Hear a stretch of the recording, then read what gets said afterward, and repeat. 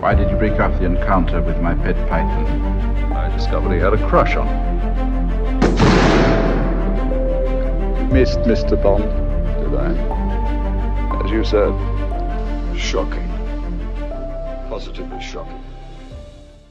Hello everyone, my name is Casey and I am a licensed private investigator that works for the Australian Security Academy.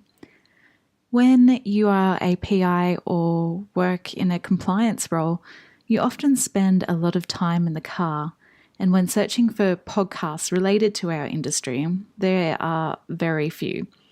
So we decided to start up a podcast that I know I would love to listen to when on surveillance or travelling between jobs. We are hoping to interview lots of different people in the industry to bring you the latest news, tips, tricks, and hopefully even a good story or two. Today, our first interview is with CEO of Australian Security Academy, Mike Evans. Mike has run the Academy for 18 years now, so many of you may have received your qualification through him or have probably seen him around and about at different industry meetings. So without further ado, ladies and gentlemen, Mike Evans, I hope you enjoy. Good morning, Michael. How are you? I'm very well, thank you, Casey. That is fantastic. Thank you so much for joining us on our very own first podcast. Thank you for inviting me. Lovely studio. Oh, thank you. So you founded the Australian Security in 2001. What prompted you to do that? Well, at that stage of my career, I'd been working as a licensed private investigator for several years, mostly in the area of workers' compensation and general insurance.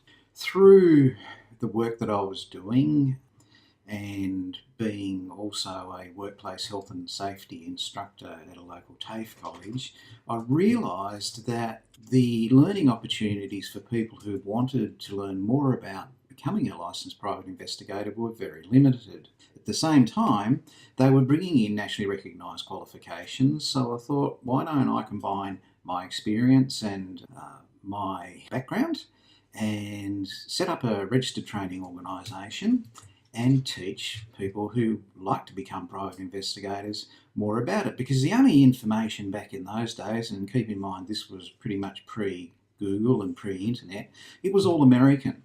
And a lot of that American information at that time was, if I could put it mildly, over-promising, and they were talking about things like carrying guns and stuff like that. And this was misleading in regards to the role of a private investigator working in the civil investigation industry in Australia. And I thought if I could provide the right information and get together the right instructors and put together the right course, we might be able to get some success in moving forward with that. The Academy is a boutique registered training organisation and you specialise in investigation, security risk management and fraud control. A lot of people, they don't really know what the difference is between the Certificate 3 in investigative services and the Certificate 4 in government investigation. Could you explain a bit about that for us? Yeah, it's probably my most frequently asked questions by people who get to my website or watch our YouTube. They're looking for information, but they don't know what career they should go into or if they have to do both. It's quite confusing when you have a Certificate 3 in investigative services with a civil investigation application and a Certificate 4 in government investigation, which has a government application. Well, it's actually very simple. One, the Certificate 3 in investigative services is to become a licensed private investigator in every state and territory in Australia. And that means your work will be looking at aspects of negligence and liability in civil investigation matters, or it could be inappropriate conduct in the workplace or inappropriate use of power, racial discrimination, sexual harassment, that sort of thing. So that's what private investigators do. They do those kinds of investigations, mostly on behalf of insurers because they have the interest in finding out what happened in relation to that accident, incident or occurrence where someone has since made a claim. That's Certificate 3. Now, government investigation is a completely different field. A government investigator who is qualified and working for government has a regulatory enforcement role. They have powers. So they have powers to make people pay their tax. They have powers to make people pay their parking fines or speeding fines that have gone unpaid for years. Government regulatory compliance officers who hold the Certificate 4 have the power to enforce compliance with workplace health and safety. So it's about compliance enforcement where industry relies on government to enforce compliance in relation to safety, in relation to complying with building laws or complying with local government laws, that sort of thing. So these investigators have real powers and they can enforce them. If you want to look at it in its most simple and basic aspect, it's really telling people to eat their vegetables. Okay. That's fantastic. Thank you for that explanation. I'm sure that will clear it up for a lot of people. Get that question a lot. So what do people use the security and risk management qualification for then? That's another qualification that you have on scope.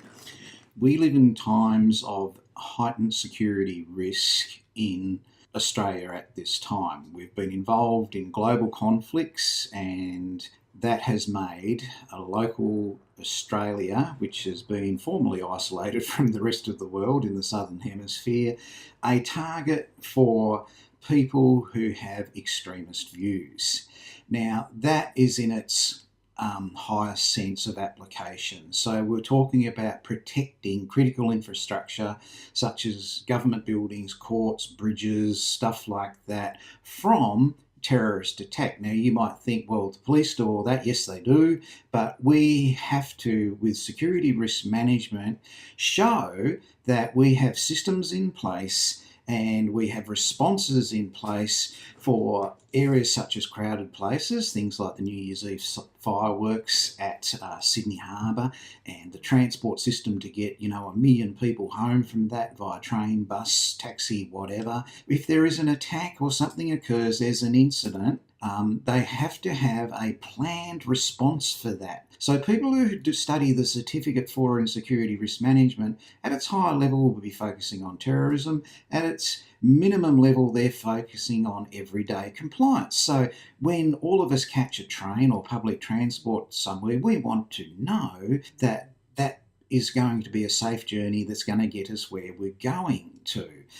It could be a ferry, it could be a bus, it could be a plane, whatever. So Certificate 4 in Security Risk Management is about having threat assessments, risk assessments in aspects of what's going on in the workplace and what it does to prevent one injury or multiple injuries or multiple fatalities from happening should something negative occur. It's being prepared and implementing procedures straight away to mitigate a loss that could occur or physical harm that could occur as a result of what has happened. It's forecasting. What's forecast doesn't always happen, but if you can imagine, if you're a bank, you have to have, by legislation, systems in place for armed robbery of the bank. That protects your tellers, it protects other customers, it protects management, it protects the people next door to the bank from sieges and stuff like that. So security risk management is about conducting risk assessments and threat assessments and having them in place so there is a response to something negative that may happen. Okay, thank you. So the Academy has just turned 18. Congratulations. Thank you. That is a very long time in the industry. What are some of the biggest changes you've seen? Well, that's a good question. Over time, I've watched the industry grow, and of course, probably the biggest changes during the 18-year period that I have personally experienced have been in technology.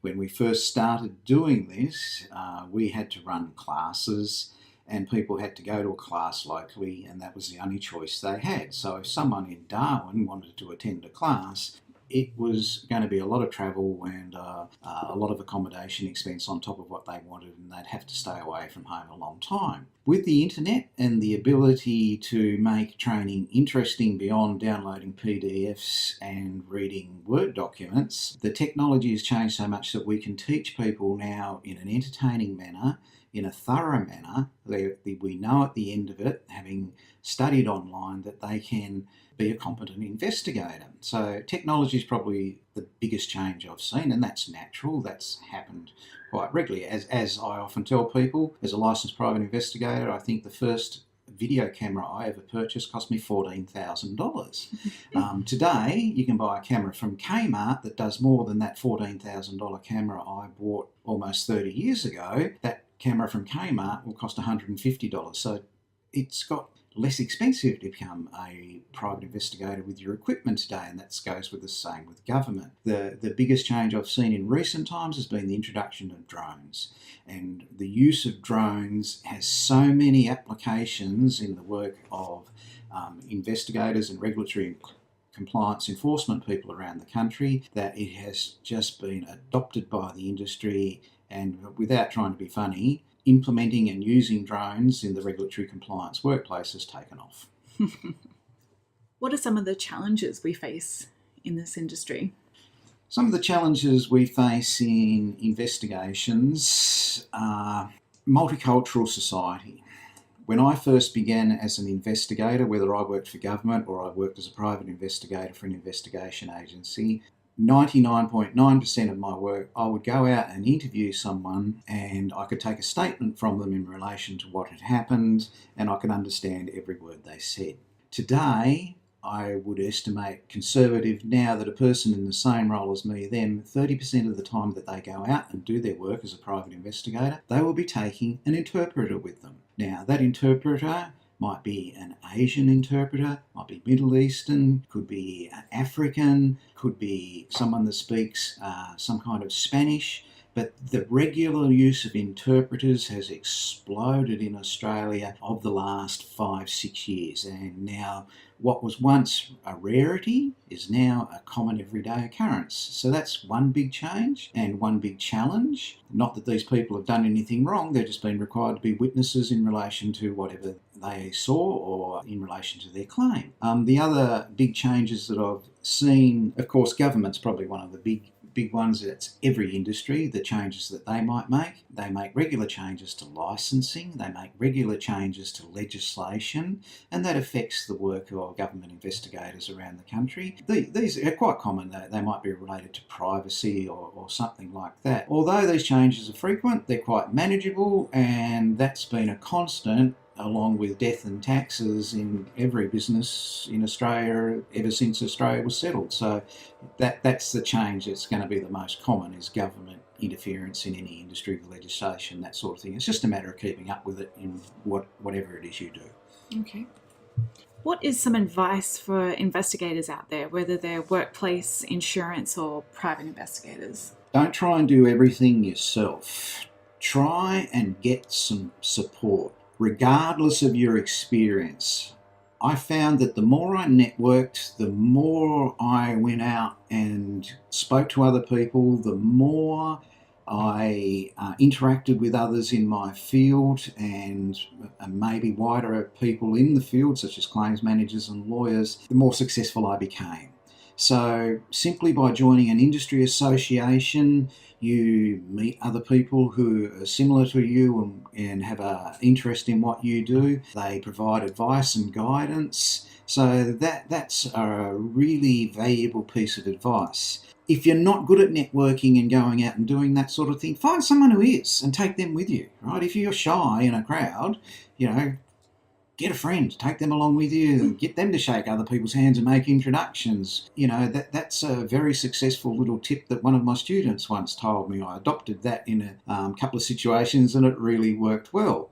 You may think I'm not shy, but you put me in a crowd where I'm not in charge, I am rather shy, and it is hard for me to come out of my shell in relation to that. So don't be afraid to utilise other people and leverage off them positively in what you're doing. I find that people who have a success mentality are the people that are most successful. They don't wait for the business to come to them. They go out, they create opportunities for themselves. And every day I hear stories from past students and employers out there in the industry of success in it. And you cannot predict that success because it's a personal thing. And the person that, drives themselves to complete that goal of gaining sustainable and repeat business is the person I see that wins in this industry.